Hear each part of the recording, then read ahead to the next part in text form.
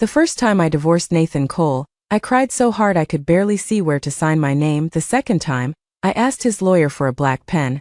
That was how I knew I had really come back. Mrs. Cole? The attorney sitting across from me cleared his throat. His name was Robert Lansing. I remembered him, gray suit, silver cufflinks, careful voice, the kind of man who could explain the destruction of a marriage in 6 clean paragraphs and bill by the quarter hour. The settlement agreement is open to page 43. I looked down, my hands were steady. That was different too. 6 years ago, no, yesterday, depending on which life I was counting. I had died on a freezing highway outside Worcester. I had been 37. I had been driving home from my second job after midnight when a truck lost control in black ice. I remembered headlights, a horn, the terrible lightness of the steering wheel, then nothing. When I opened my eyes again, I was 31 years old, sitting in the private conference room of Lansing, Cole and Mercer on the exact morning my husband divorced me. Nathan sat at the opposite end of the table. He looked exactly as I remembered, dark navy suit, white shirt, no tie. His black hair was slightly longer than he wore it in later years, and the faint line between his brows had not yet deepened into the permanent mark I remembered from business magazines. At 35, Nathan Cole was already famous in Boston's technology world. Founder of Cole Dynamics, MIT. Engineer, the man investors called frighteningly disciplined, the man I had married after dating him for 4 years, the man who had stopped looking at me as though I were his wife 3 months ago. Beside him sat Celeste Wynn, his chief financial officer. She had no legal reason to be in the room. That had bothered me in my first life. This time it amused me. Celeste wore cream. She always wore pale colors when she wanted to appear harmless. Her hand rested on a leather folder carrying the Cole Dynamics logo. Her expression was professionally sympathetic. I knew exactly what she was thinking. Poor Evelyn, poor emotional wife, poor woman who had been caught leaking confidential technical data and now had the nerve to look wounded when her husband chose his company over her. In my first life, I had spent 2 hours arguing. I denied everything. I demanded Nathan look at me. I demanded he remember who I was. I asked him how 7 years together could be destroyed by one internal audit. He barely raised his voice. That made it worse. The access logs came from your credentials, Evie. I didn't do it. The confidential design files were sent to an outside server. Not by me. Your account authorized the transfer. Then somebody used my account.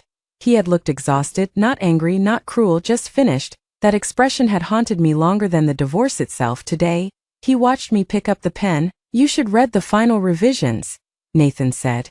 His voice hit something deep inside me. For 1 second, I remembered another Nathan, the one who used to warm my side of the bed with his hand because my feet were always cold, the one who once drove through a snowstorm because I had left my father's notebook in a university lab, the one who kissed my forehead before investor calls and told me I was the only person in the world who knew when he was terrified.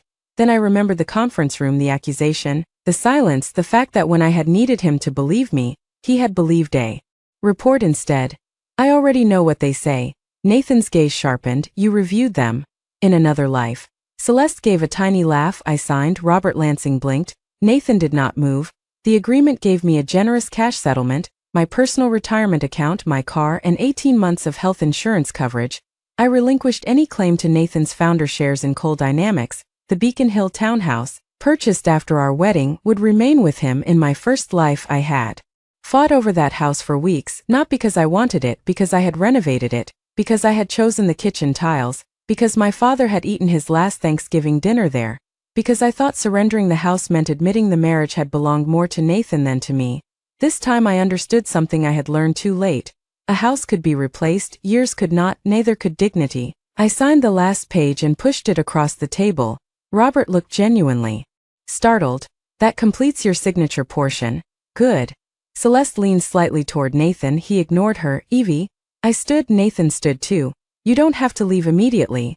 I almost smiled. In my first life I had begged him for another week. Now he was offering it. No, I do. His jaw tightened. There are personal items at the townhouse. I know. I can have them packed. That won't be necessary. You're not taking your things. I'm taking one. Celeste finally spoke. You shouldn't make decisions while you're upset. I looked at her. She expected fury. I remembered giving her exactly that in my first life. I had called her a liar.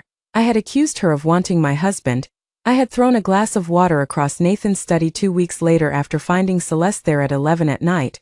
She had looked shocked. Nathan had looked disappointed. For years afterward, that story followed me. The unstable ex-wife, the jealous woman. The scientist who could not accept that her husband had outgrown her. This time I simply said, "Thank you for your concern." Celeste's smile weakened. I walked out. Nathan followed me into the hall. "Evie." I stopped near the elevator. He came close enough that I could smell his cedar cologne. God, memory was cruel. "What? Where are you staying?" "My father's old apartment. That building was sold in 3 months. He stared at me. I had made my first mistake. The sale had not happened yet, I corrected smoothly. The landlord has been talking about selling. Nathan watched me with that analytical focus that had once made me feel understood. Now it made me careful. "Do you need help moving?" "No." "Money?" "No." "Then what exactly are you going back to the house for?" "One piece of paper." His expression changed. "A legal document?" "No." "What paper?" I pressed the elevator button. "You already decided I wasn't someone whose explanations mattered, Nathan." The doors opened. "So I don't think you get to ask questions anymore." For the first time that morning he looked hurt. I stepped inside. The doors closed between us. Only when the elevator began descending did my knees weaken. I leaned against the wall and breathed once, twice, 3 times. I had done it. No screaming, no begging, no asking him whether he ever loved me. I had walked away. The townhouse was empty when I arrived. Nathan had apparently stayed with the lawyers. I went upstairs. Our bedroom looked untouched. 2 pillows, his watch tray, my half-empty bottle of perfume, a framed photograph from our honeymoon in Portugal. I did not touch any of it. In my first life I had packed 12 boxes, then 17, then gone back for photographs, then argued about a painting, then returned again because I had forgotten my grandmother's earrings. Every trip had reopened the wound. Today I walked past everything. I went into the small study that had once belonged to my father during the final months of his illness. After he died, I could never bring myself to change it. His books remained on the shelves. His old ceramic mug still held 3 dry pens. I knelt beside the lower cabinet. There, a battered copy of Electrochemical Interfaces and Modern Materials, my father's favorite reference book. My heart began beating faster. In my first life, I had taken the book with me. 6 months after the divorce, during a move, the binding had broken. A small yellow note had fallen from between pages 412 and 413.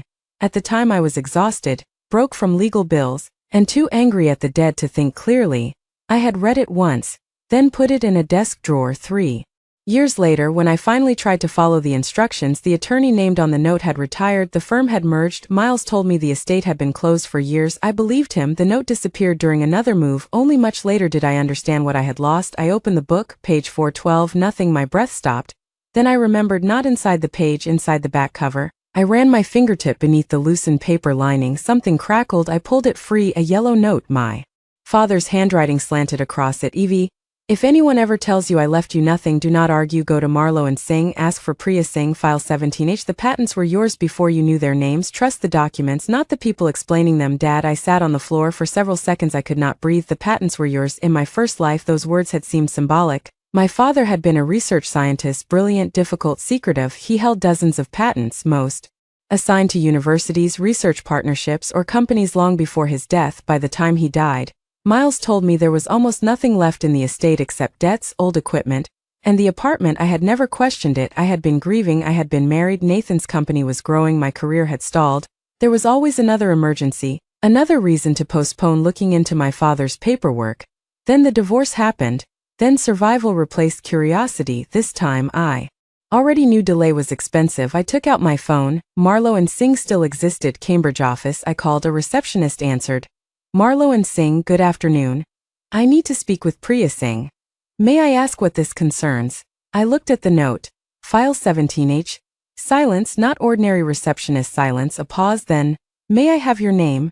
"Evelyn Hart." Another pause. "1 moment, Miss Hart." The line clicked. 30 seconds later, a woman answered. Her voice was calm. "Miss Hart?" "Yes. My name is Priya Singh." I stood slowly. "I think my father left something with your firm." Priya did not ask who my father was. She said, "You found the note." Every hair on my arms rose. "Yes." "Do you still possess the original?" "It's in my hand." "Do not photograph it." I frowned. "Why?" "Do not email it. Do not scan it. Do not show it to anyone connected to your father's estate." My grip tightened. "Why?" This time Priya answered. "Because file 17H was designed to be opened only after you personally requested it." I looked around my father's silent study. "What is in it?" There was a brief pause, then Priya said the sentence that changed my second life. Proof that you may own the controlling interest in a patent portfolio currently valued in the high nine figures. I stopped breathing. Priya continued, and MS Hart.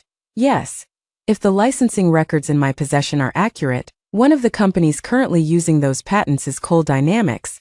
My former husband's company. The ink on our divorce papers was not even dry. And somehow, I had just become the owner of technology his entire future depended on. Priya Singh did not look like a woman preparing to tell someone she might be worth hundreds of millions of dollars. She looked mildly annoyed that I had arrived 7 minutes early. Her Cambridge office occupied the 4th floor of an old brick building squeezed between a biotech incubator and a coffee shop filled with graduate students. No marble lobby, no dramatic security, no discreet billionaire atmosphere, just gray carpet, framed patent drawings, and a receptionist who asked for 2 forms of identification. Priya entered the conference room carrying a blue archival box.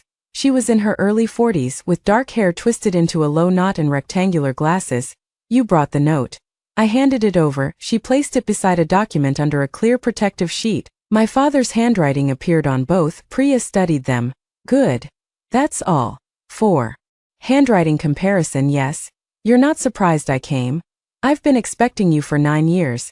That shut me up. She sat. I remained standing. Priya glanced at the chair. MS Hart, I strongly recommend sitting before I explain. I'm fine. People say that immediately before becoming extremely inconvenient. I sat. She opened the blue box. The first document was a trust agreement, Hart Meridian Intellectual Property Trust. My father's name appeared as settler.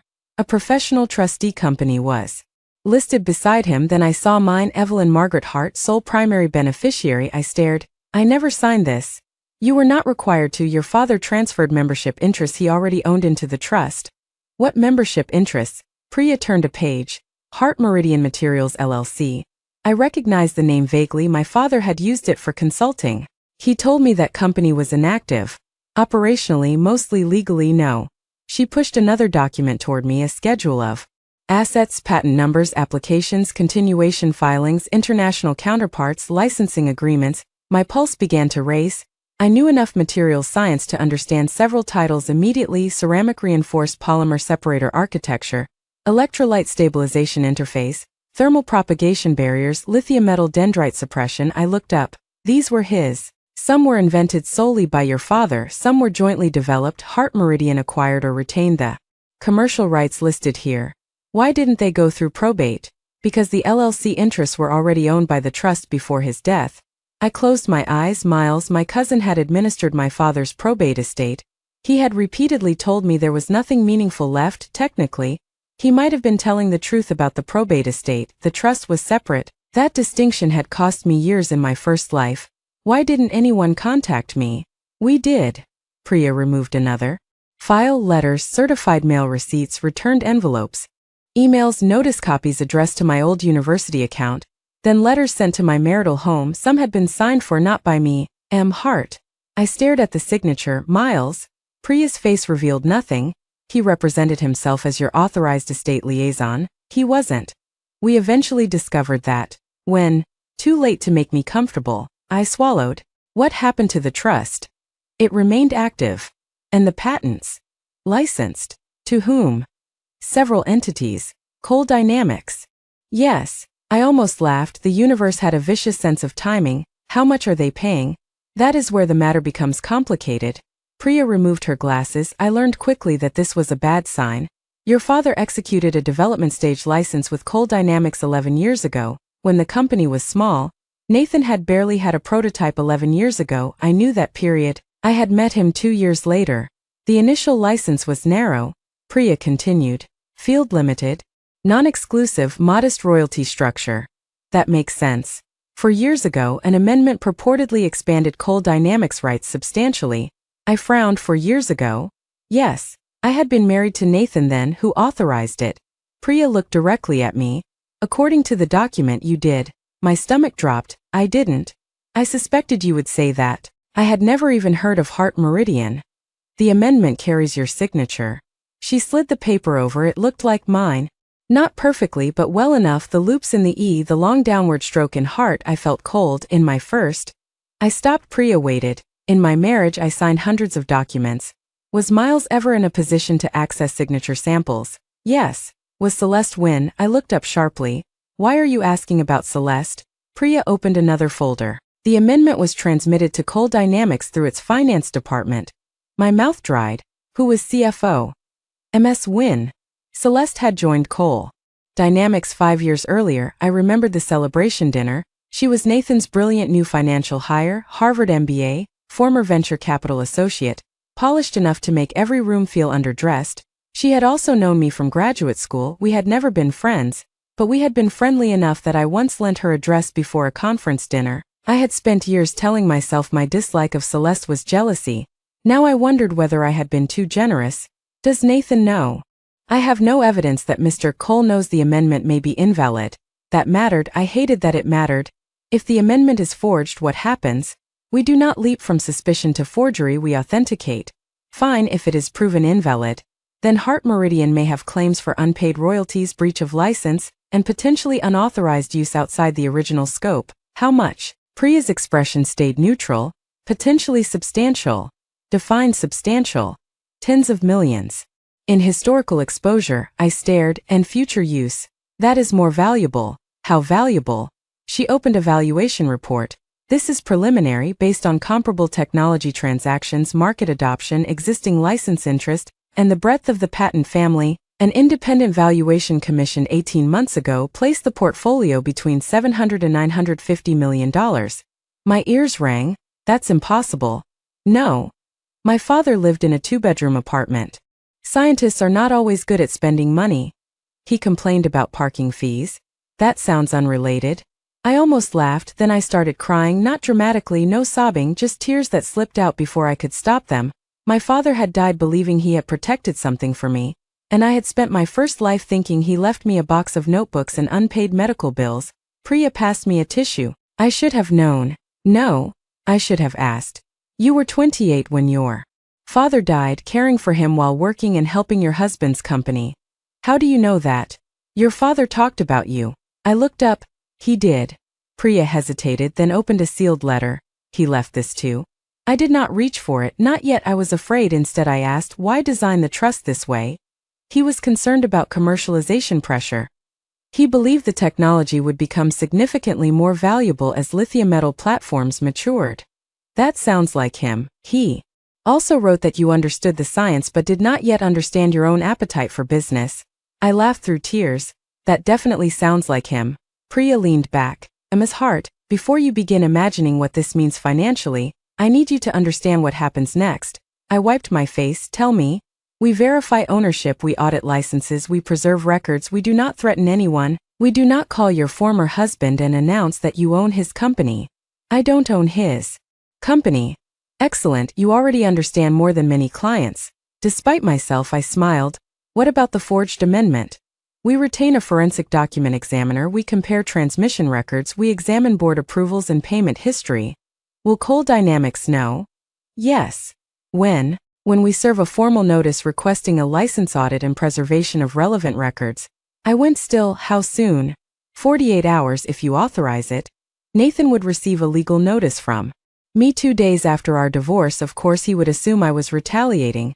Maybe Celeste had always counted on that.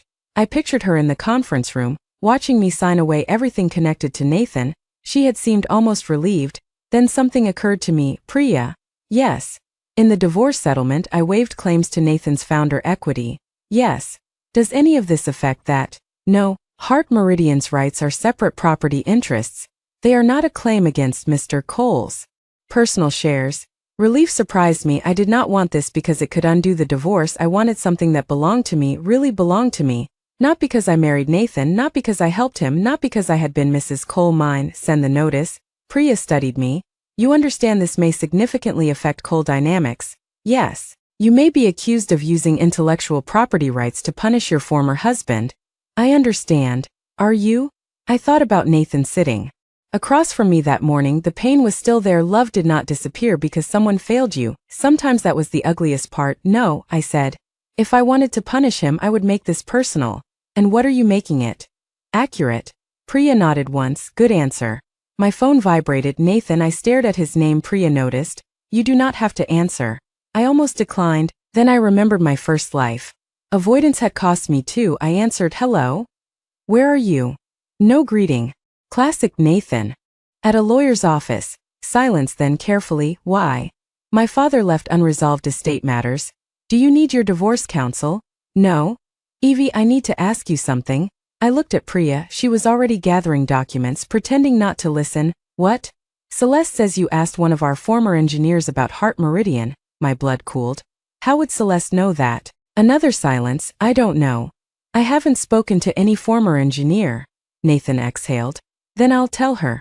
She's mistaken. That answer surprised me. In my first life, he would have asked why I was lying now because I sounded calm because the divorce was complete, or because something had already begun bothering him. Nathan? Yes. Has Cole Dynamics ever licensed technology from a company called Heart Meridian Materials? The silence this time was different, longer. Yes. I closed my eyes. Did you know my father owned it? No. I believed him. That hurt too. Did Celeste? I don't know. You should. Find out. Why? I looked at the patent schedule. Because tomorrow your legal department is going to receive a preservation notice. Nathan's voice changed. From whom? Me? Evie? I'm not discussing it without counsel. What are you doing? There it was, the old suspicion, the instinct to assume action from me meant danger to him. I almost snapped. Instead I remembered Priya's words. Trust the documents, not the people explaining them. I'm finding out what my father left me. I ended the call. Priya looked at me. That went better than expected. You have a strange definition of better. He did not threaten litigation. He will tomorrow. We bill for that. I laughed despite myself. Then Priya turned the valuation report around. There is something else. I stopped laughing. What? She pointed to a product list. Cole Dynamics had 3 platforms using technology potentially covered by Heart Meridian patents. The largest was Atlas, their next-generation aviation battery module. Nathan had spent 5 years building the company around it. Its commercial launch was scheduled in 8 months. The financing round attached to Atlas was expected to value Cole Dynamics above $4 billion. I understood immediately. This isn't just historical royalties, no. If their expanded license is invalid, they may not have the commercial rights they believe they possess. My chest tightened. Nathan's company was built around a door. And apparently my father had given me the key. Nathan came to my apartment the night Cole Dynamics received the preservation notice. Not my old apartment, my father's. I had slept there one night after the divorce. The place still smelled faintly of dust, coffee, and the cedar blocks he used in the closet because he refused to buy mothballs. At 7:43, someone knocked. I knew it was Nathan before I opened the door. He always knocked twice, paused, then knocked once more. Some habits survive divorce. I opened the door but did not invite him in. He wore no jacket despite the cold. You served my company. Priya served your company.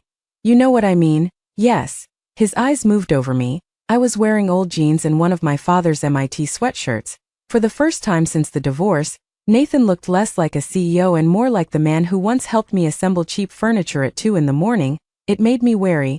What do you want? To understand what's happening. Your counsel can speak with mine. I'm not here as CEO.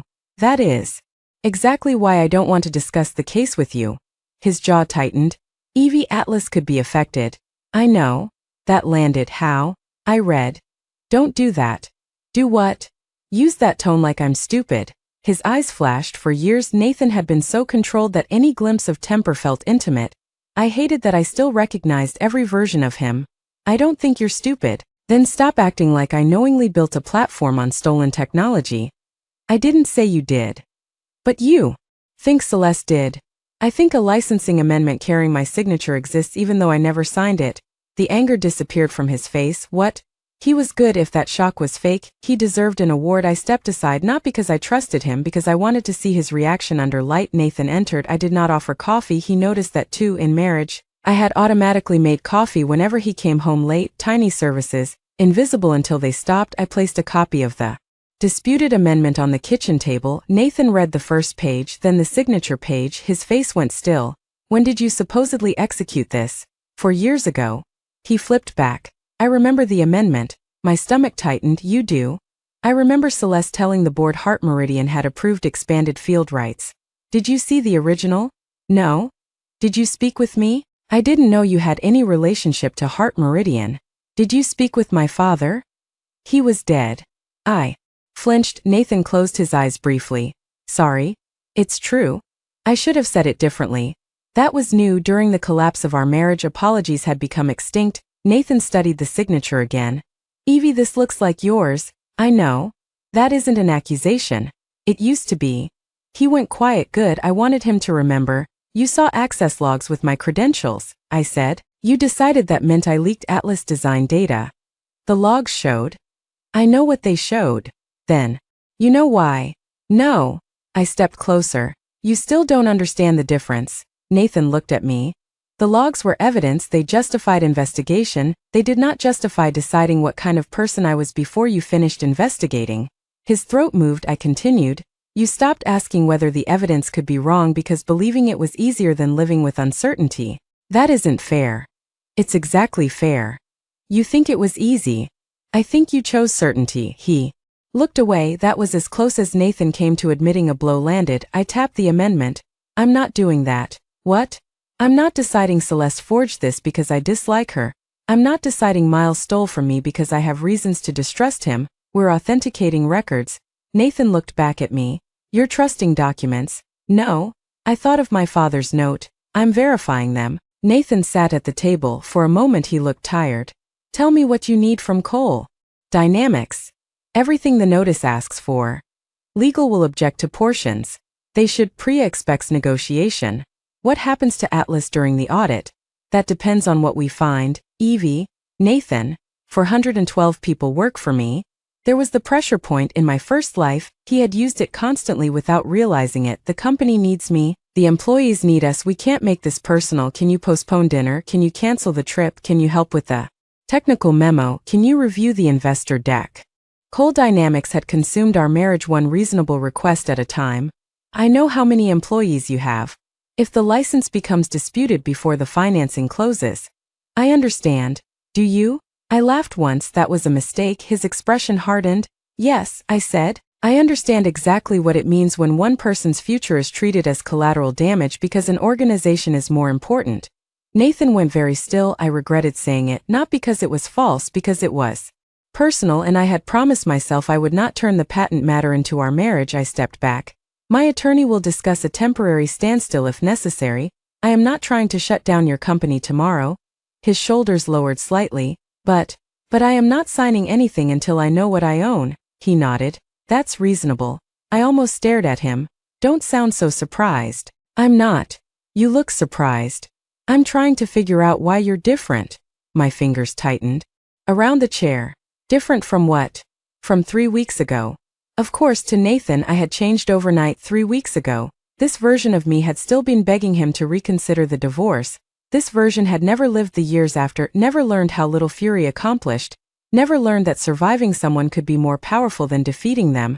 Maybe signing the papers cured me. Pain crossed his face so quickly I might have imagined it. I didn't want to hurt you. That doesn't make the hurt imaginary. I know. Again, a small acknowledgement. Dangerous. Hope was dangerous when it came from someone you had once loved. I folded my arms. You should go. Nathan stood at the door. He stopped. Celeste says this is retaliation. Of course she does. She also says you knew about Heart Meridian. I froze. What? She says you mentioned it in graduate school. That's a lie. His expression changed, not disbelief, attention. You're certain? Absolutely. Nathan nodded. Slowly.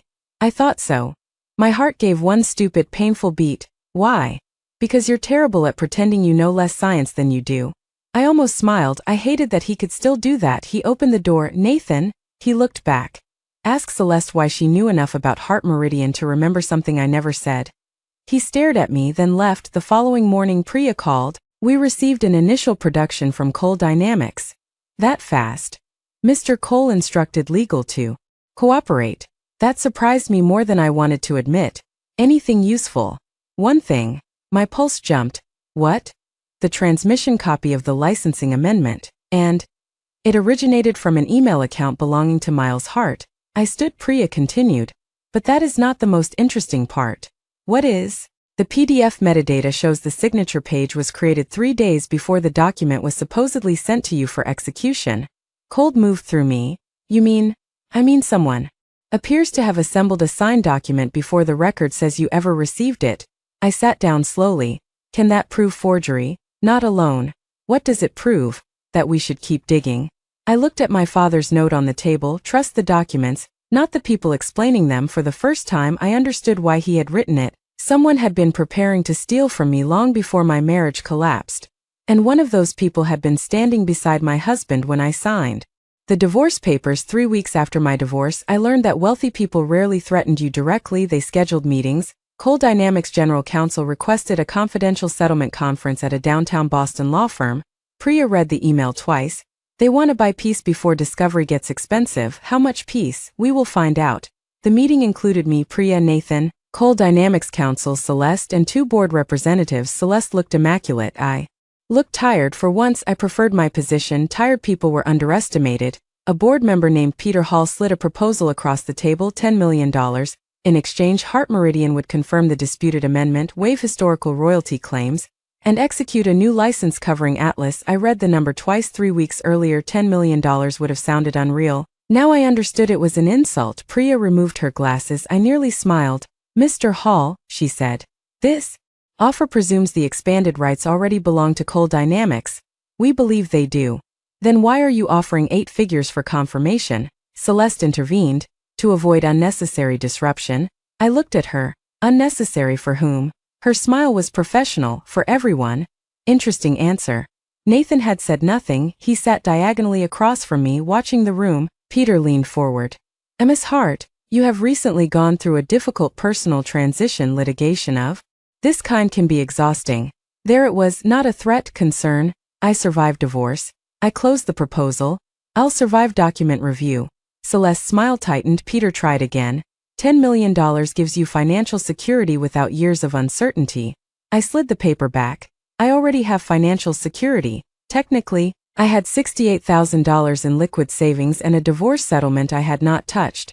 But confidence was useful. Then perhaps you would like to propose a number. I would like the audit completed.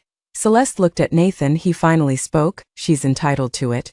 Every person at the table looked at him, including me. Celeste's face did not change, but I saw her fingers tighten around her pen. Peter frowned. Nathan, the board's preference. If Heart Meridian has audit rights under the original license, refusing them increases our exposure. Nathan turned to General Counsel. Correct? The lawyer nodded reluctantly. Yes. Then comply. Celeste's voice sharpened. We also have obligations to investors. So does Evelyn. Silence. My heart gave an unwelcome ache. I did not want Nathan defending me. I wanted him to have defended me when it mattered. After the meeting, I waited for the elevator with Priya. Nathan approached. Evie. Priya looked at me. I'll be downstairs. Subtle woman. She left. Nathan stopped beside me. You could have taken the money. Yes. Why didn't you? Because I don't know what I'm selling. You know it could be enough to never work again. I looked at him. That used to be your dream for me. His brow furrowed. What? When we got married, you said I didn't have to work if I didn't want to. I was trying to give you freedom. I know. Then why say it like that? Because I didn't realize how quickly freedom turns into dependence when only one person keeps building a career. Nathan's face changed. I pressed the elevator button. I stopped publishing, stopped going to conferences, stopped applying for research roles because every year there was some reason Coal Dynamics needed me nearby. I never asked you to give up your career. No, that was true. He had never ordered me. He had simply needed help and I had loved him, so I volunteered. That was harder to blame. I made those choices, I said. I own that. The elevator arrived. But I'm making different ones now. The next week I called Jonah Reeves, he answered with. If this is a fundraising call, I have no money. I laughed. Still charming. Silence then. Evie. Hi Jonah. Jesus Christ. Dear Jonah Reeves had supervised my graduate research before I left the program. He was one of the few people who had told me directly that pausing my work indefinitely was a terrible idea. I had resented him for it. He had been right. We met at a diner near Kendall Square. He arrived 20 minutes late carrying a backpack that looked older than I was. You look expensive, he said. I'm divorced. Ah, that explains it. I laughed for the first time in days. Then I told him about Heart Meridian. Not everything enough. Jonah stopped chewing. Your father's separator work. Yes. That survived. Apparently, he swore softly. What? Evie, Malcolm's early ceramic polymer architecture was 20 years ahead of the manufacturing process. I know. You have rights.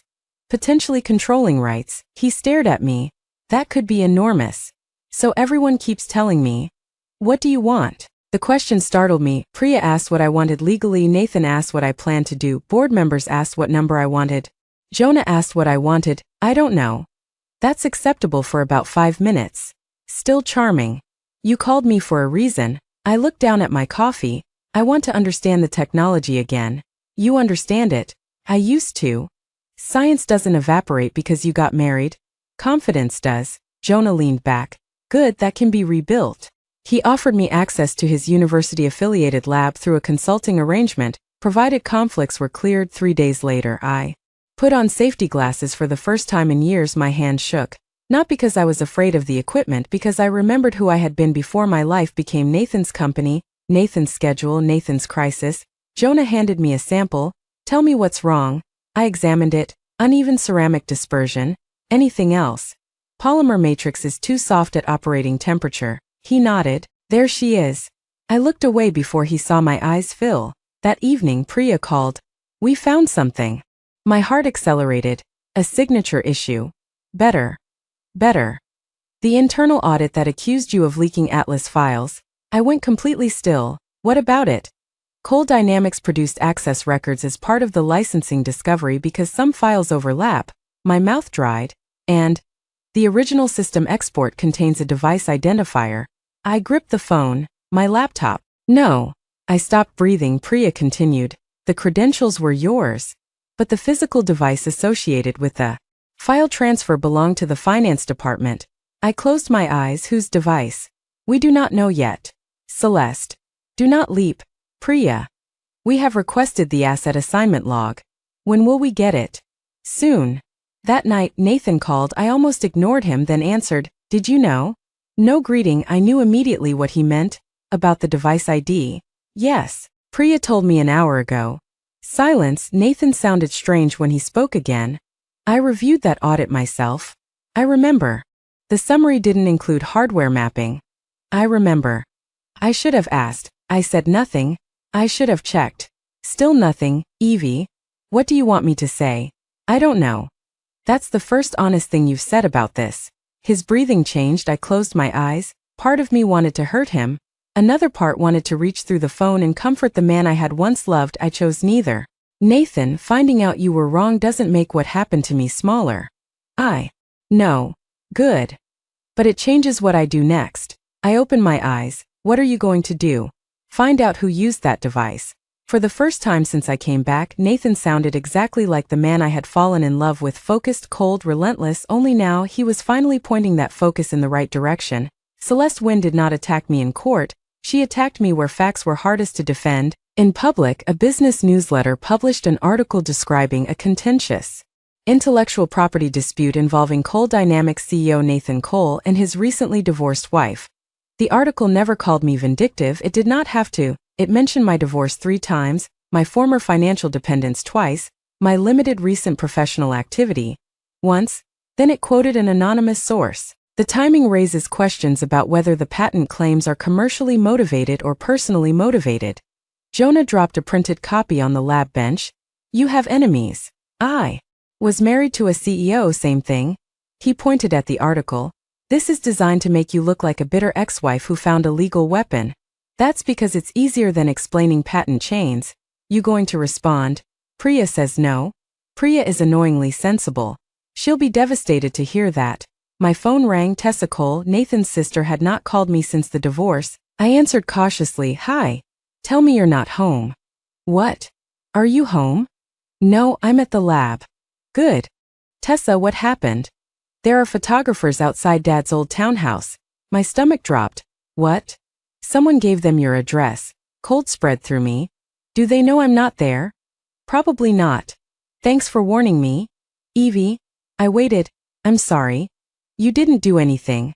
I'm a Cole. At this point I'm apologizing on volume. Despite everything, I smiled. Tessa sighed. Also, my brother looks like he hasn't slept in a week. That sounds like a Nathan problem. It absolutely is. That evening, Coal Dynamics issued a public statement. Not the vague corporate language I expected. The company confirmed Heart Meridian had exercised legitimate contractual audit rights and stated there was currently no basis to characterize the matter as retaliatory litigation. Nathan's name appeared at the bottom. I read it twice. Priya called.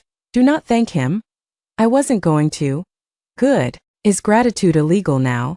No, strategically unhelpful. But later that night I texted Nathan anyway. I saw the statement, thank you for correcting the record. His reply came almost immediately, I should have corrected things sooner. I stared at that sentence. It was not about the article, we both knew it. I put down the phone. The next morning the asset assignment log arrived. The device used to transfer confidential Atlas files under my credentials had been assigned to the CFO executive suite, not specifically to Celeste, but close. Priya requested authentication logs, physical badge access, and backup records. Celeste's attorney objected. That made Priya cheerful. Why are you smiling? I asked. People rarely fight this hard over useless evidence. The discovery process moved slowly because real litigation did. No magical court order arrived overnight. No judge declared Celeste guilty based on one suspicious spreadsheet. We filed a limited action seeking declaratory relief concerning the licensing amendment and requested expedited discovery tied to the approaching Atlas financing. Coal Dynamics negotiated a temporary standstill. Hart Meridian would not seek an injunction against existing prototype and testing activity for 60 days. Coal Dynamics would preserve records and would not expand commercial use during the dispute. It was boring, complicated, expensive, and far more satisfying than screaming. Celeste finally confronted me outside the courthouse after a scheduling conference. You've changed? I looked at her. I hear that a lot. She wore a charcoal suit and a smile that never reached her eyes. You were easier before. There it was, not a confession, something better, arrogance. Before what? Before you decided you were a businesswoman? I'm still deciding. Celeste laughed softly. You think owning old patents makes you Malcolm Hart? No? Good. She stepped closer. Because your father understood something you don't. Technology has value only when someone knows how to commercialize it. And you do? Nathan does. I studied her. You say his name differently when nobody is around. For the first time her smile disappeared. There a nerve. I don't know what you mean. Yes, you do. She looked past me. Nathan was coming down the courthouse steps. Celeste's expression changed instantly, softer, concerned, familiar. I had watched that transformation hundreds of times without understanding how deliberate it was. Nathan, she called. He approached. His gaze moved from Celeste to me. What happened? Nothing, I said. Celeste gave a small sigh. Evelyn is understandably emotional. I nearly laughed. Old me would have exploded. New me smiled. Nathan looked at Celeste. She doesn't look emotional. Celeste blinked. Nathan turned to me. Are you okay? Yes. He nodded. Then he did something tiny. He stepped to my side rather than Celeste. Celeste saw it, so did I. It should not have mattered, but marriage trained the body to recognize allegiance before the mind could dismiss it. I hated that my chest warmed after Celeste left. Nathan said. The device logs are worse than legal told me. How bad? There are gaps. Deleted. Possibly. That sounds convenient. I agree. We walked toward the street. He kept his hands in his coat pockets. Did you ever believe Celeste and I were sleeping together? The question came so abruptly I stopped. What? During the divorce. My heart began pounding. Why are you asking now? Because Tessa told me you did. Tessa needs hobbies. Evie. I looked away. In my first life I had believed it, not because I saw them kiss, not because I found hotel receipts, because Celeste was always there. Late meetings, private jokes, conference travel, her perfume in Nathan's study, her hand on his shoulder at dinners. Nathan never hit her. That almost made it worse. Yes, I said. He inhaled. We never had an affair. I looked at him. I never touched her. Emotionally, his face tightened. That's less simple. There it was, honesty, painful, imperfect honesty. What does that mean? It means I trusted her. More than me. He did not answer. He did not need to. I nodded once. That was the affair, Nathan. His face went pale. I walked away, but that night, for the first time, I did not remember Celeste as the woman who stole my husband. I remembered her as the woman who understood exactly where our marriage was weak. She had not created the crack Nathan and I had. She had simply learned how to widen it. My father's letter was 3 pages long. I waited 2 months before reading it. Priya never pressured me. She simply kept the sealed envelope in her safe until one rainy Thursday. When I arrived at her office and said, "Today," she placed it in front of me. The paper had yellowed slightly. My father's handwriting filled both sides. Evie, if you are reading this, then either I finally developed the courage to explain myself, or I died before I managed it.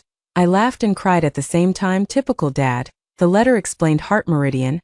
He had created the company after university licensing disputes convinced him that inventors often lost control of commercially valuable work. Before they understood what they had made, he transferred some later patents into the company. When his health failed, he put his ownership into the trust. Why not tell me? Because he feared Miles. That sentence stopped me. Miles has been helping with my financial affairs. He is family, and I hope my concerns prove unfair. But I have found discrepancies I cannot explain. My chest tightened. Dad had known not everything enough.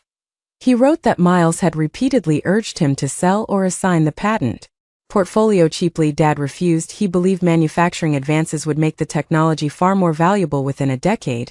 Then came the line that broke me. I did not tell you because you were already carrying too much. Your mother was gone. My illness was getting worse. You were trying to build a life with Nathan. I kept thinking there would be a better time. There is never a better time, only time. Use yours better than I used mine. I put the letter down. For several minutes I could not speak.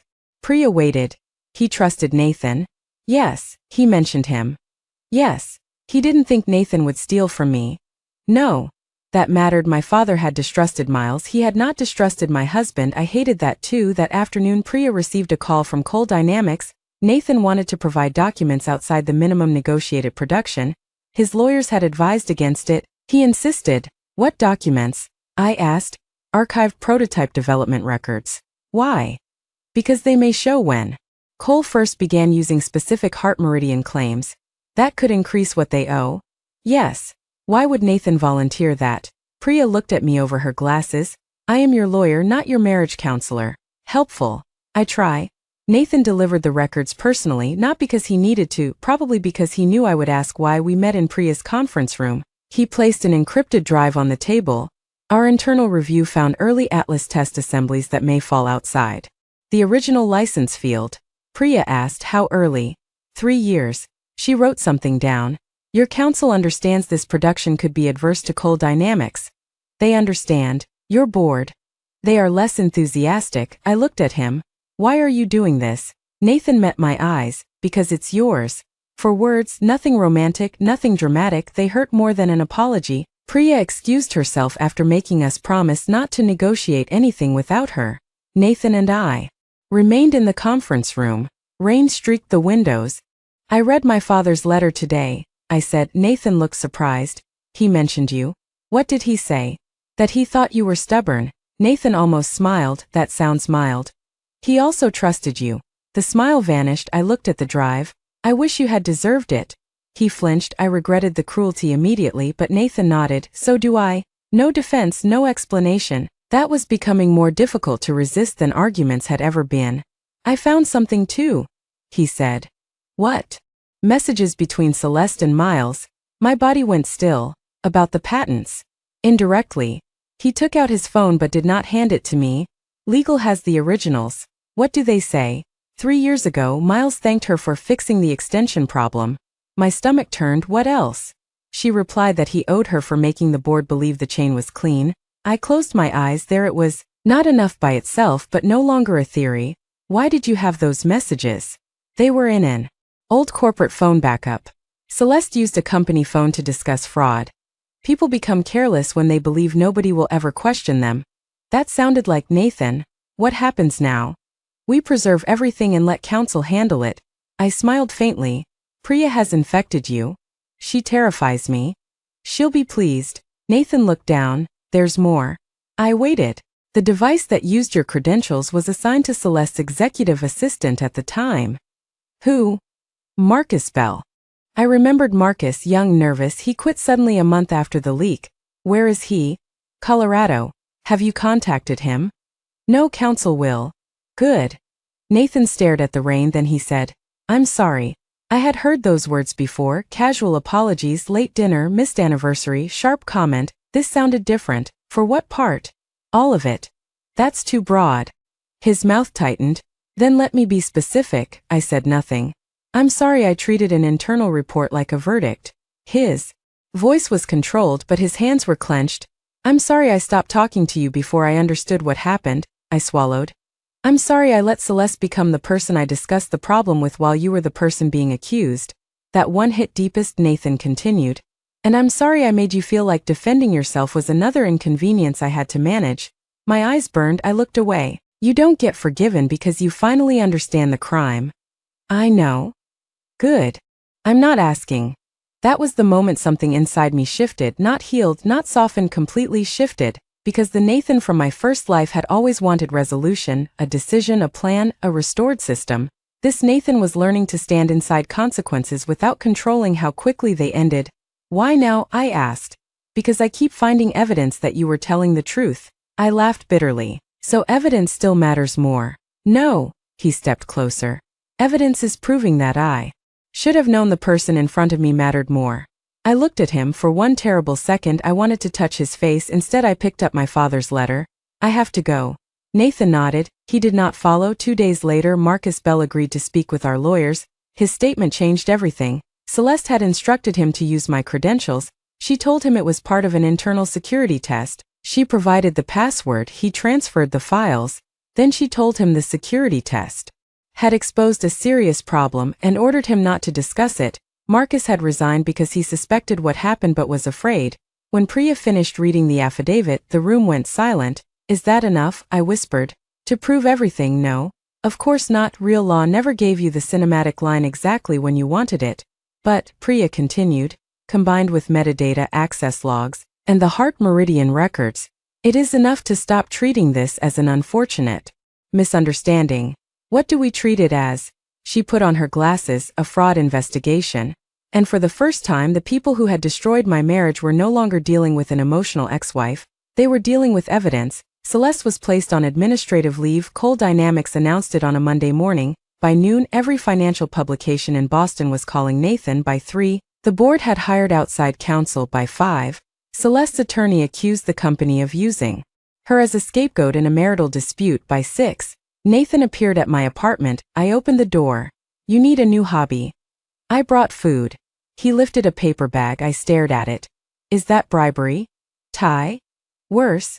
He almost smiled. I let him in. That scared me more than the lawsuit. We sat at my father's kitchen table eating noodles from cartons. For 10 minutes we discussed nothing important. Tessa's hospital schedule, Jonah's terrible coffee.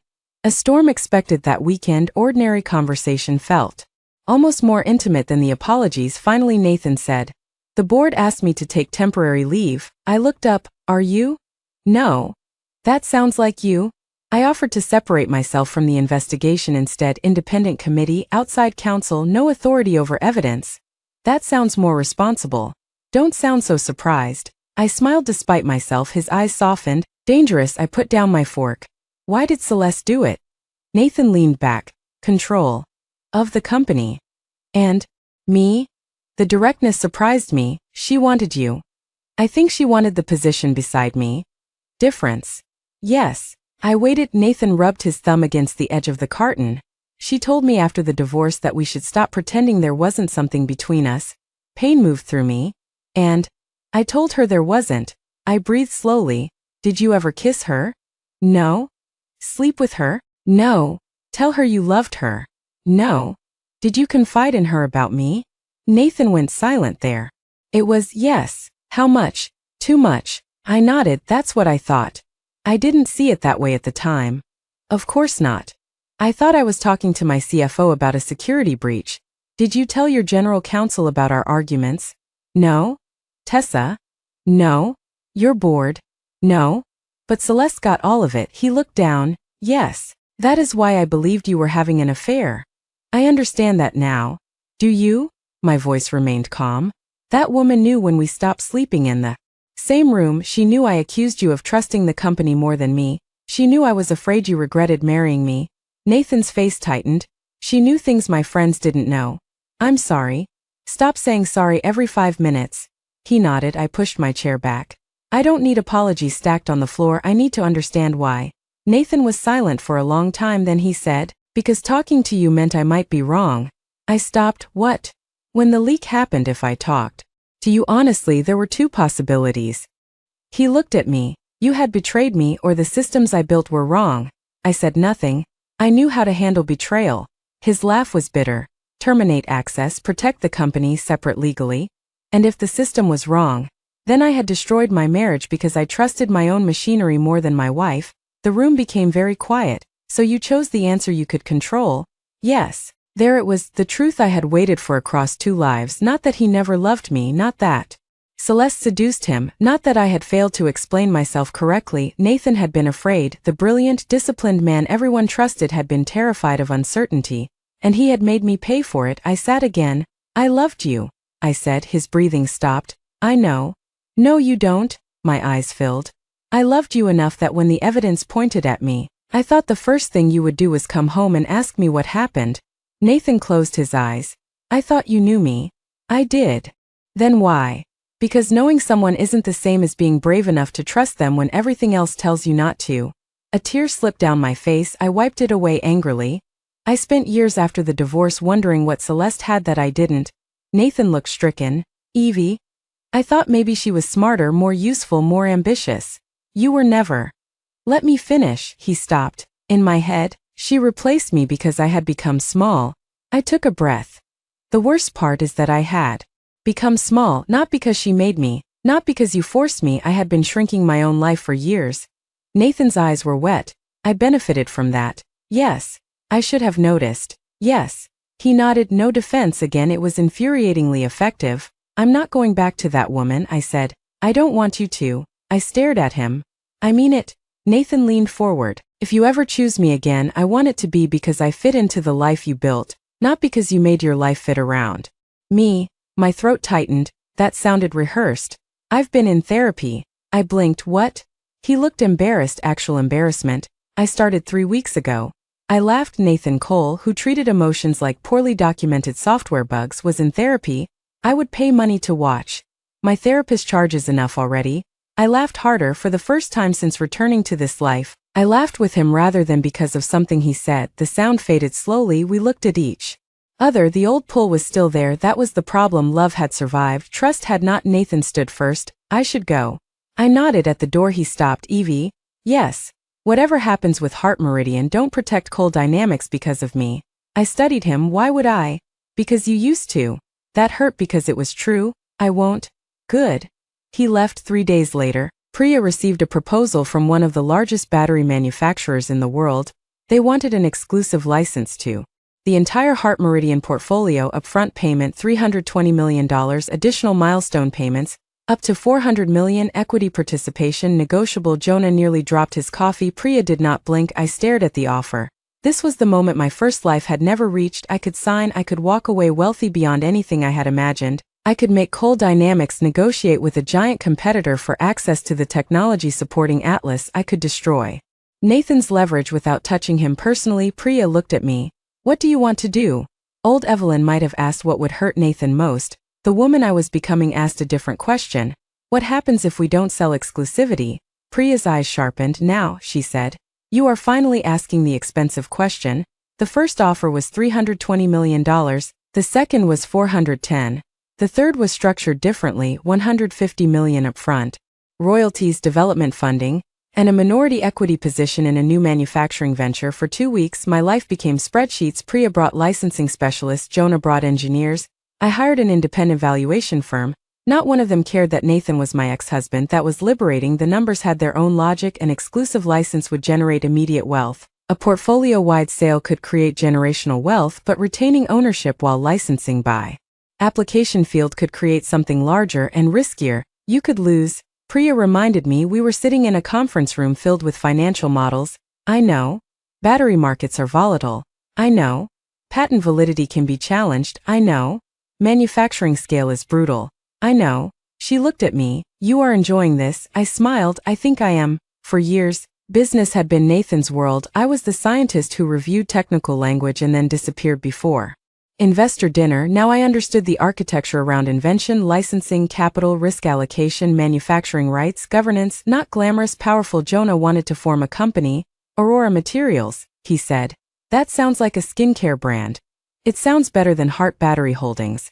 Everything sounds better than Heart Battery Holdings. The idea grew. Instead of selling the entire patent portfolio, Heart Meridian would license mature claims broadly while contributing certain next generation rights to Aurora Materials. We would develop improved separator and interface technology ourselves. Institutional investors were interested, so were strategic partners. Then Nathan requested a meeting. My first instinct was suspicion. Old habits worked both directions. We met in a public hotel lounge. He placed a folder in front of me. What is this? Coal Dynamics proposed license term sheet. I read it. It was fair, more than fair, higher royalties than the disputed amendment milestone. Payments, field limitations, no demand for exclusivity. I looked up. Your board approved this. Barely. Why no exclusivity? Because you shouldn't give it. I frowned. Nathan continued. Atlas doesn't need exclusivity to remain competitive. Our engineering integration is defensible. Your investors would prefer competitors locked out. Yes. But if I were advising you rather than myself, I'd tell you not to sell a foundational patent family to one company unless the premium is irrational. I stared at him. You're helping me negotiate against you. I'm answering the question you should ask. I closed the folder. Why? Nathan looked tired. Because you spent years helping me make good decisions without asking whether they were good for you. My chest tightened. I can survive one fair answer. I looked down at the term sheet again. What would your board say if they heard that? They already think divorce compromised my judgment. Did it? Yes. I looked up sharply. He gave a faint smile. Just not in the direction they think.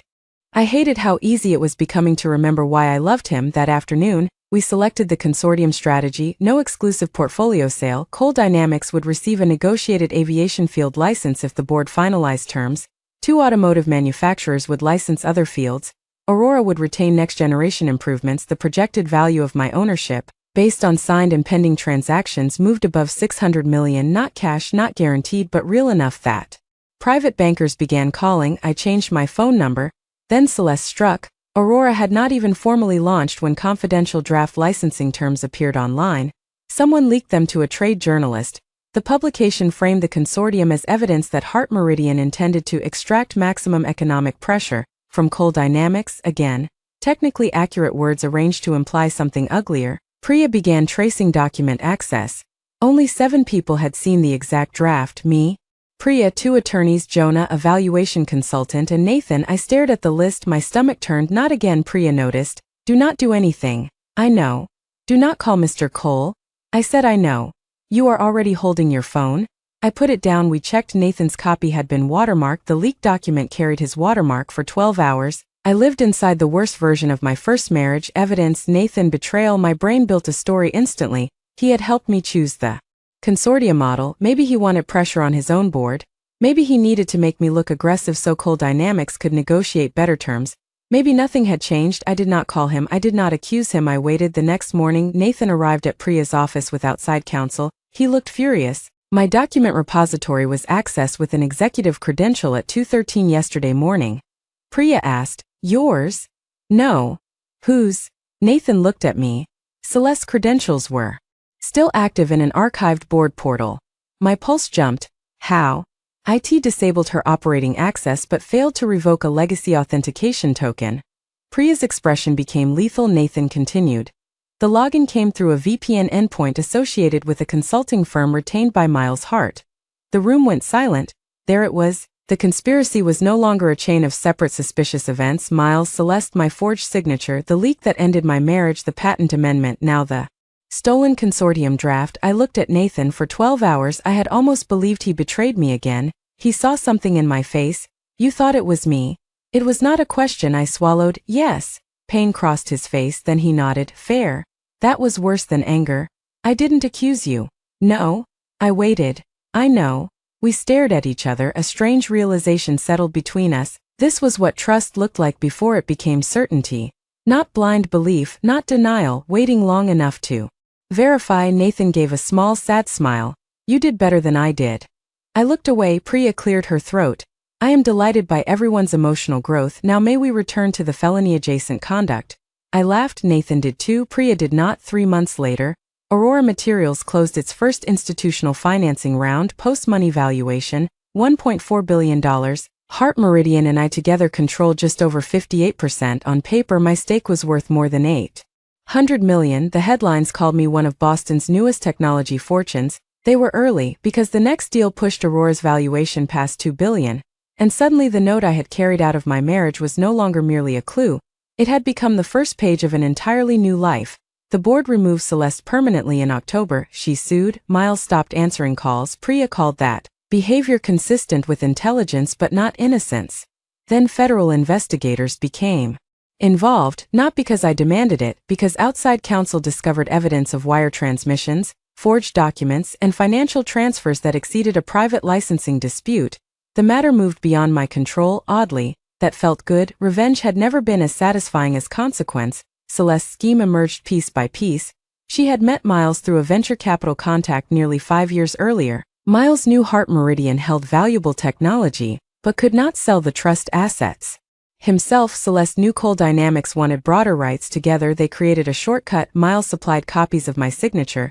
Celeste arranged the amendment. Payments were structured through consulting entities. Nobody needed to steal hundreds of millions immediately. They only needed to create paperwork that would become enormously valuable later.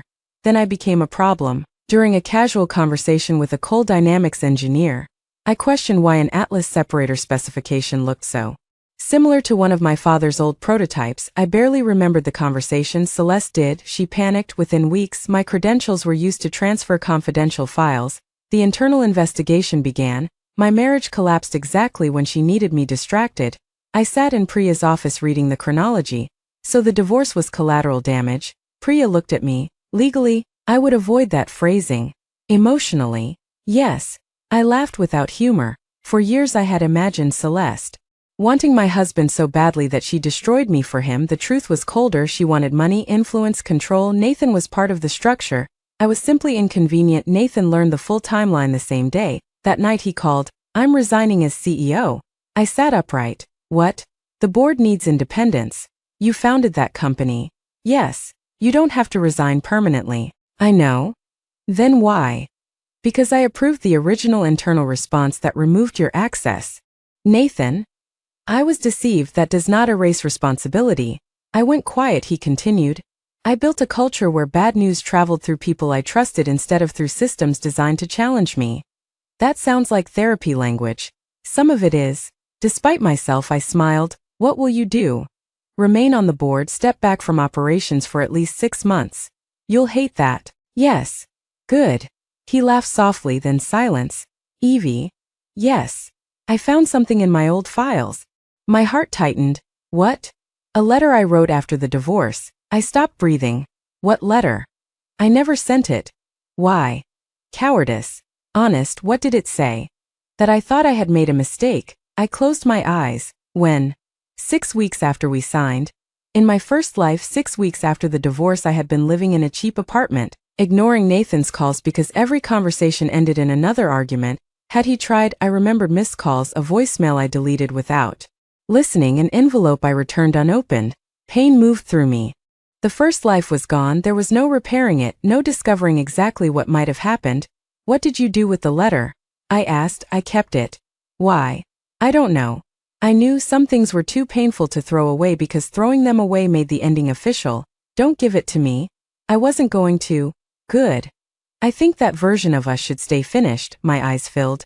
Yes. Nathan was quiet, then he said, I miss you. My heart hurt. There were 1,000 wrong answers. I chose the honest one. I miss you too, he exhaled. But missing someone isn't a plan, I said. I know. Good night, Nathan. Good night, Evie. I cried after hanging up, not because I wanted him back immediately, because for the first time, I understood that reconciliation and erasure were not the same thing. I could love him and still require distance. I could forgive him one day and never become the woman I had been. I could even choose him again. But it would be a new choice, not the continuation of an old promise. 2 weeks later, Nathan appeared before the Coal Dynamics board and accepted responsibility for governance failures. He did not blame Celeste for everything that mattered. He stated publicly that the company's internal investigation had wrongly attributed misconduct to me, and that his own decisions contributed to that failure. The statement was picked up everywhere. For once, headlines used my name without bitter ex-wife. Nathan's reputation suffered. Investors questioned him. Commentators called him naive. Some suggested he was sacrificing himself to regain my favor. I never defended him. He never asked me to. Coal Dynamics eventually executed a new license with Heart Meridian, market rate royalties, clear field restrictions, independent audit rights, no special treatment. Nathan signed on behalf of the board. I signed for Heart Meridian. For a moment, our hands rested on documents on opposite sides of a conference table. The same image as our divorce, different papers, different people. He looked at me. Congratulations. For charging your company millions. For building something I can't take credit for. I smiled. That was almost charming. I'm out of practice. Yes. Afterward, He walked me to the elevator. He did not try to touch me. The doors opened. I stepped inside. Nathan? Yes. When your leave is over, what do you want? He considered the question. Professionally? No. His expression softened. I want a chance to know the woman you became after me. My throat tightened. And if she doesn't want you, then I'll still be glad she exists. The doors closed. I stood alone in the elevator, smiling through tears. For the first time, the idea of loving Nathan again did not feel like surrender. It felt like a question, and this time I had the right to choose the answer. Aurora Materials crossed a valuation of $2.6 billion 18 months after my divorce. My fully diluted stake was 46%.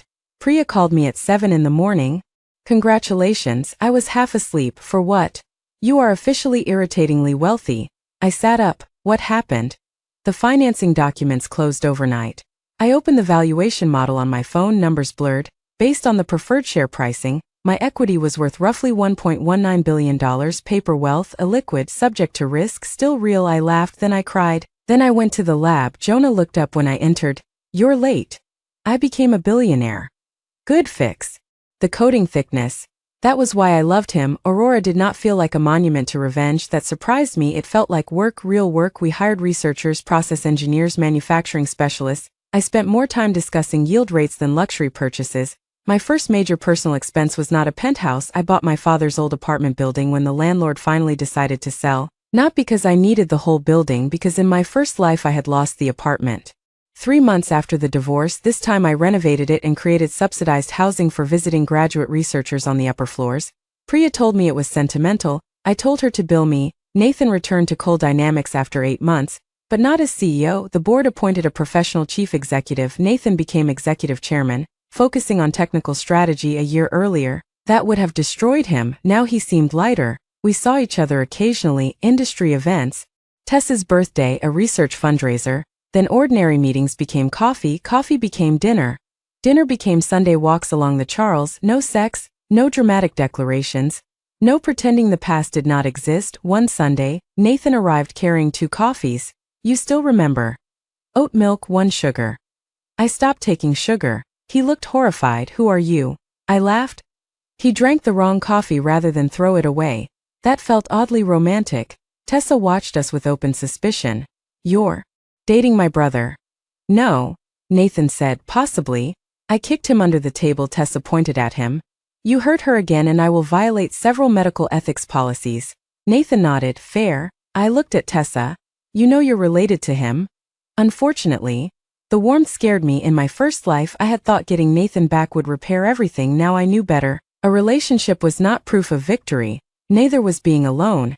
The victory was that I could choose without fear. Miles eventually contacted me through counsel. He wanted settlement, return of certain funds, admission of civil liability without a public trial, cooperation with investigators. Priya explained the options. What do you want? There was that question again. Once I would have wanted humiliation. I wanted him on the front page. I wanted everyone to know what he did. But revenge was expensive in ways money did not measure. I want the trust made whole. Yes. I want full disclosure. Yes. I want him to cooperate. Yes. And I don't want a confidentiality clause that prevents me from correcting the record. Priya nodded. Reasonable. Am I becoming boring? You are becoming expensive in a more sustainable way. Miles eventually accepted. Celeste did not. Her case continued. I stopped following every filing. That was another form of freedom. One evening, Nathan came to my apartment carrying a small wooden box. I stared at it. If that is a ring, leave. He laughed. It isn't. Good. He opened it. Inside was my father's old fountain pen. I froze. I thought this was lost. It was in the Beacon Hill study. You kept it. I didn't know it mattered. He placed the box on the table. When I sold the townhouse, I went through everything myself. You sold it 3 months ago. I stared. That house had once felt like the physical form of our marriage. Why? I didn't live there anymore. Where do you live? A condo in Cambridge. Small? Smaller. I smiled. Character development. Therapy. I picked up the pen. My father had used it to mark drafts. I remembered ink on his fingers. Nathan watched me. I'm sorry I didn't find it sooner. You couldn't have known. He nodded. Then something strange happened. I believed that sentence. Not everything had to be somebody's fault. Some things were simply lost. Some could be returned. I looked at Nathan. Stay for dinner. His expression changed. Are you sure? Yes. What are we eating? I have eggs. That isn't dinner. It was during graduate school. We have $1 billion problem and you're feeding me eggs. You can leave.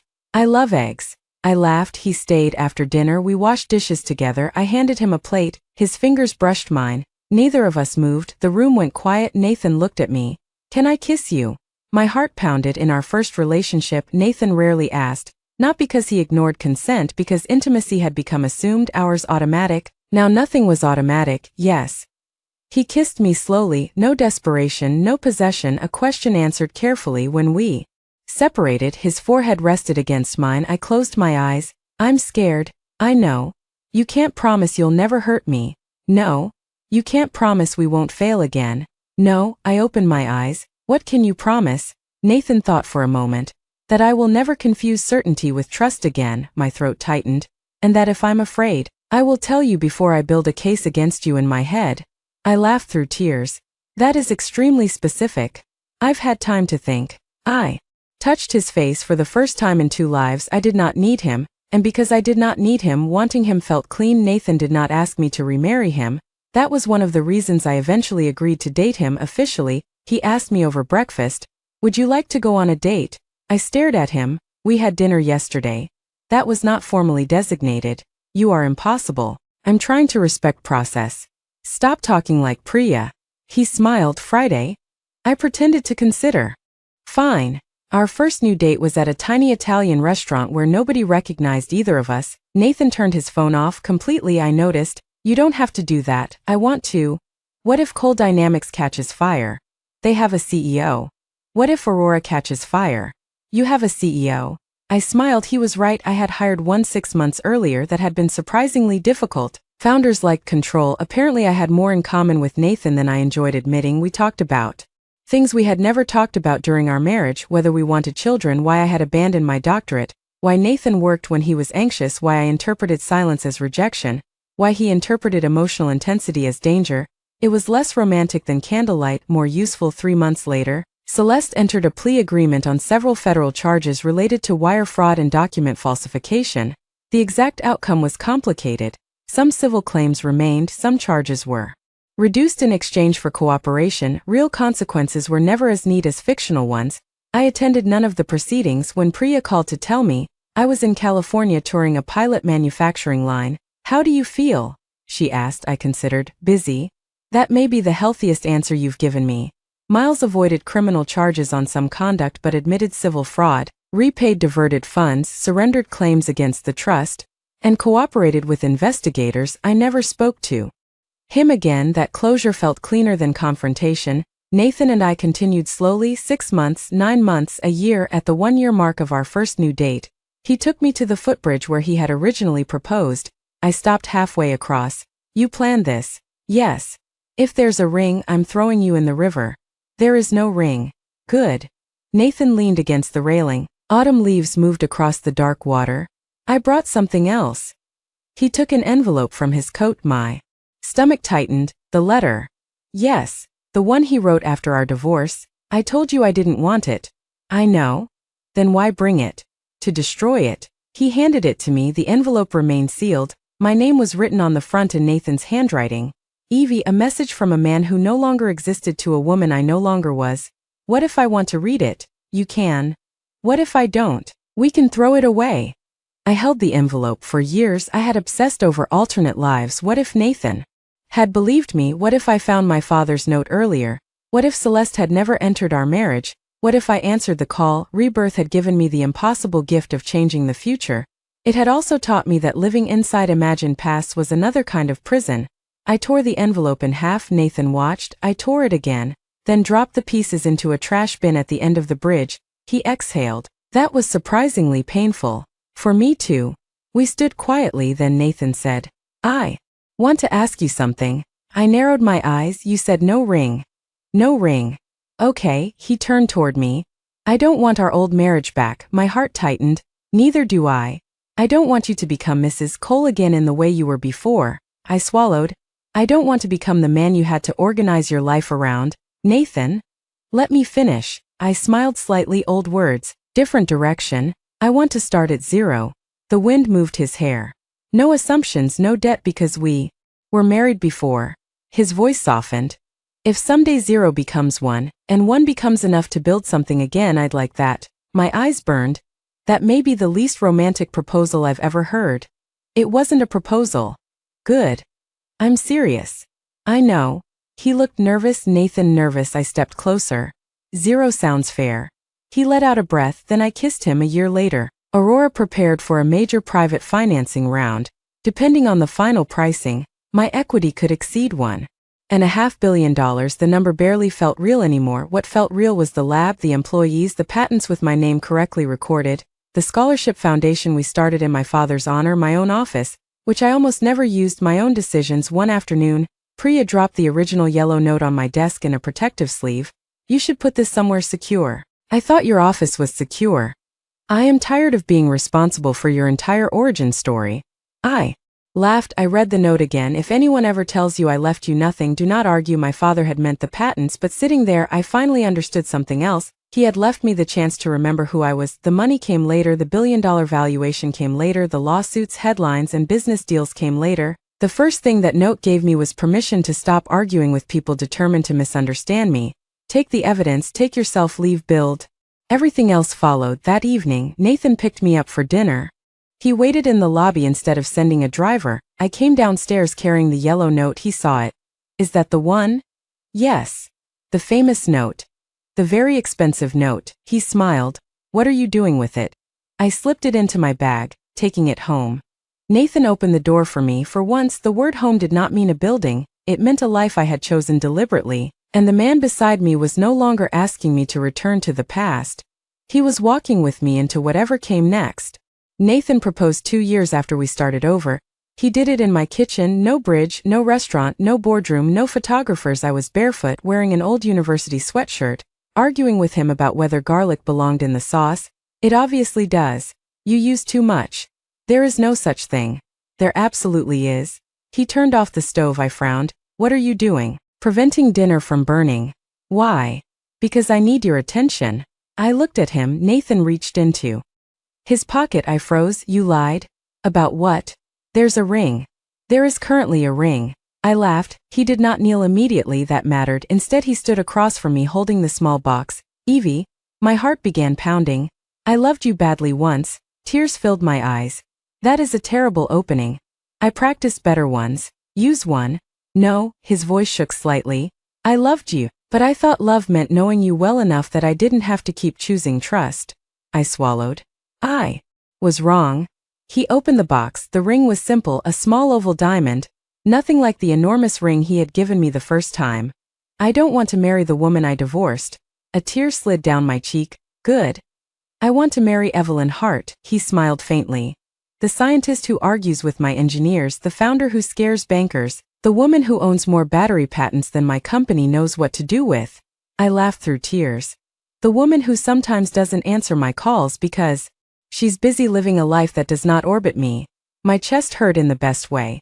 And I want to keep earning a place in that life. Then he knelt. Will you marry me? I looked at him for a long time. In my first life, I would have said yes because I wanted the pain undone. In this life, there was nothing to undo. The divorce happened, the betrayal happened, the loneliness happened, so did the rebuilding. Forgiveness did not erase any of it. It simply meant the past no longer controlled the future. Yes. Nathan closed his eyes. Relief, pure, unguarded relief. I laughed. Yes. He stood and kissed me. The sauce burned. We ordered pizza. Our second wedding had 23 guests. Tessa cried before I did. Jonah complained that the champagne was overpriced. Priya wore dark green and warned Nathan during the reception that she had retained institutional memory. Nathan told her he was terrified of her. My father's fountain pen signed the marriage license. The yellow note stayed at home. That felt right. It had already done its job. Aurora continued growing. We licensed technology in automotive storage, aviation, industrial backup systems, and specialized medical power applications. Some projects failed. One manufacturing partnership collapsed completely and cost us $30 million. The first time it happened, reporters asked whether the loss threatened my status as a billionaire.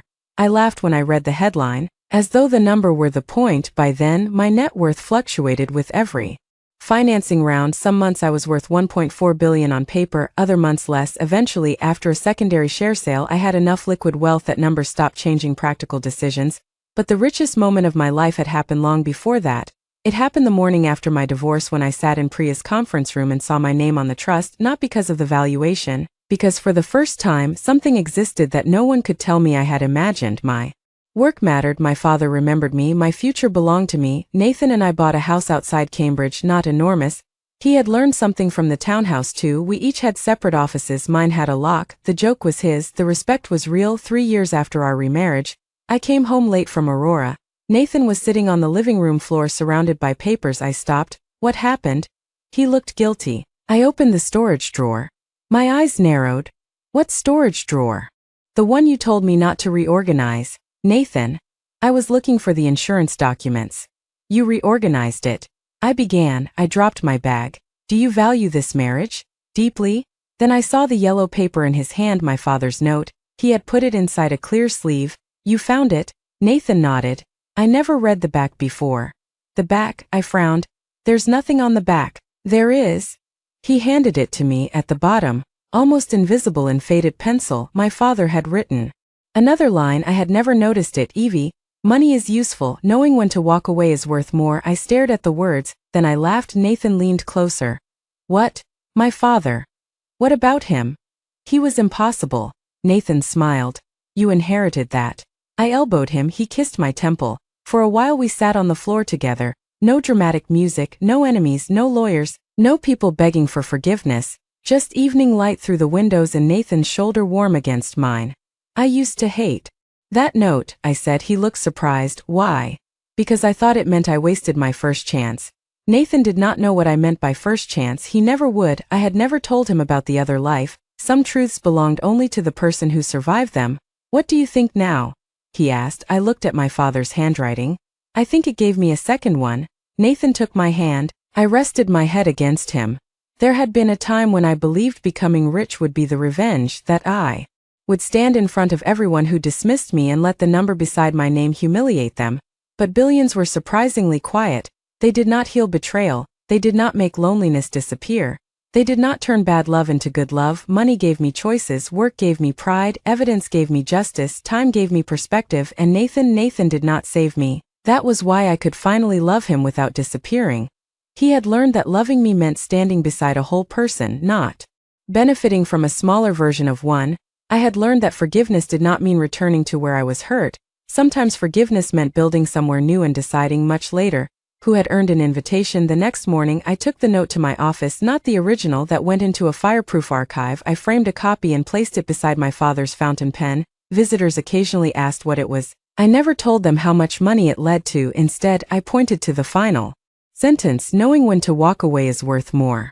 Because that was the real inheritance. On the day I divorced my husband, I left a $5 million townhouse, I left jewelry, I left shares I could have fought over, I left photographs, furniture, and the life I had spent 7 years trying to protect. I carried one yellow piece of paper. Everyone thought I had walked away with almost nothing. They were wrong. I walked away with proof. Proof became ownership. Ownership became opportunity. Opportunity became a company. The company made me a billionaire.